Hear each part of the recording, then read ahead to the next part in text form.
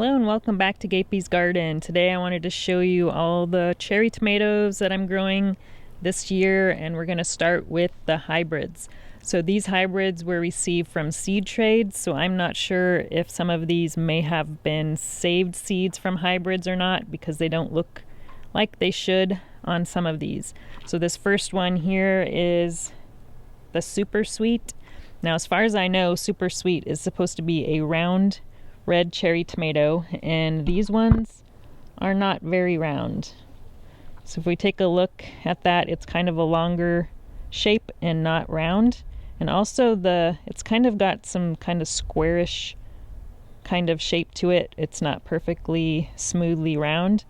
So I'm pretty sure the person I got these from probably saved the seeds. Now, for me, I never save seeds from hybrids, and if a tomato plant produces tomatoes that don't look like they're supposed to, I don't save those either. So that is one I am not going to be saving seeds from. The next hybrid we have is called Sunshine Orange, and we have some tomatoes set on here, but not a whole lot of them are ripe yet. I have to kind of dig back in here to get to some of the ripe ones, so let's see if we can get back there. Here we go. So this is what the Sunshine Orange looks like. It's kind of more of a dull kind of orange, but I think that's what it's supposed to look like. So this might have been a hybrid that somebody didn't save seeds from. It's kind of hard to tell, but we've got actually some long trellises of tomatoes on this one. So it is kind of a unique display of tomatoes. So I'm looking forward for more of those ripening up. It is a pretty tasty tomato. I do like it a lot, but since a hybrid, I'm not going to be saving seeds from that one. The last of the hybrid cherry tomatoes I have this year is called Sun Sugar. So it is very similar to the Sun Gold, which is also one of my favorites, and I didn't grow that one this year. But it's a very orange, very sweet tomato. Like I said, very similar to the Sun Gold, which a lot of people really like. And these are looking like they're supposed to, so I think this one may be actually a hybrid and not saved seed.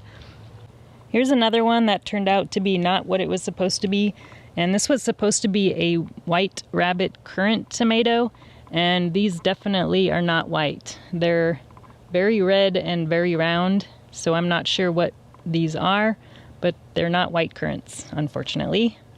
Here we have a variety called Tommy Toe, and it has a nice long trellis of tomatoes here. These ones aren't ripe yet, but we have a few that are ripe back here. They do get pretty large. This one is a pretty good size. We'll just pick that one. So this is how big they are. I'm not sure if that's how big they're supposed to get. And they do look like there's a few different sizes in there, but most of them are pretty good large size tomato for a cherry. They are fairly meaty, I think, but they are pretty good. They're nice in a salad or to top on pretty much anything, a sandwich maybe. Here we have the Indigo cherry drop, and I have grown this one just about every year for the past probably 5 years. It's one of my favorite tomatoes, but it's got it's one of the darkest purple tomato varieties that you can get, and you can tell they're ripe because they do get red on the bottoms.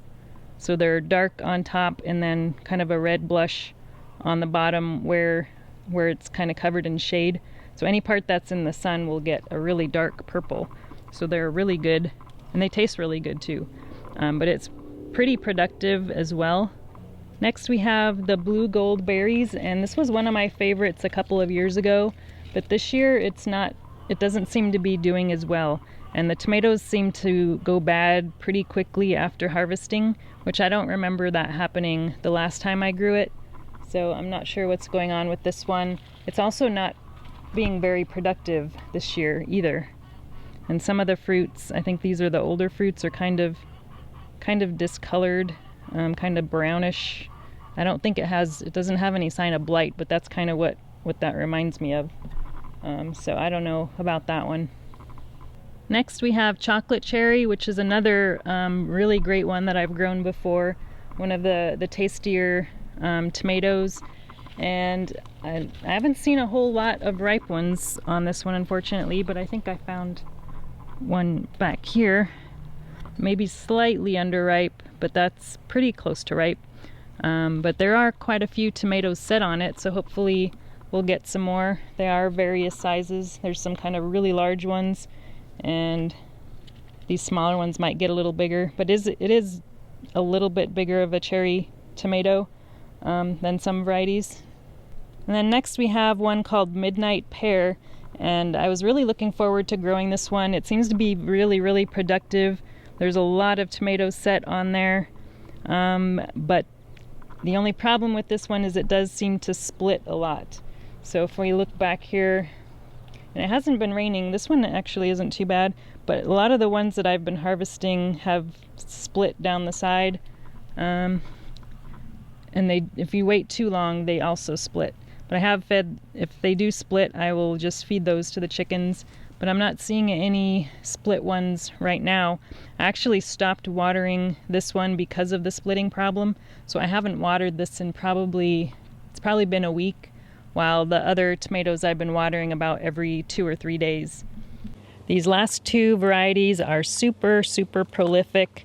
They get these humongous clusters of tomatoes all up and down the bush. This one is called Blondkopfchen. It's a German variety, I believe, but this one has round orange tomatoes, and they are pretty tasty, nice and sweet. But we've got so many tomatoes on this plant. Now, not all of these will set fruit. A lot of them will just, I think, fall off because of how many flowers there are. The plant just can't possibly support that many fruits on one cluster, but it does still produce very heavily. Here we have the Berries Crazy Cherry, and I've said many times this is my absolute favorite tomato. So it grows a lot like the Blondkopfchen, where it gets these humongous clusters of tomatoes all up and down the bush. But this one, I love the color and the shape, and it's super sweet. So it's kind of got a lighter yellow color, and it's kind of a little bit pear-shaped, but it is super tasty.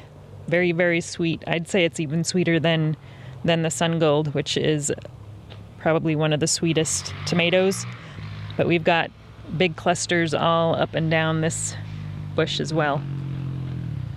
And this is a Brad Gates tomato, he's a very popular tomato breeder, and I love a lot of his varieties, but they can be found at Wild Boar Farms. I highly recommend checking this one out if you haven't tried it yet. That is it for the cherry tomato tour for 2020. Thanks for watching, and we'll talk to you again soon. If you enjoyed this video, please like and subscribe. You can also find me on Instagram, Twitter, and Facebook.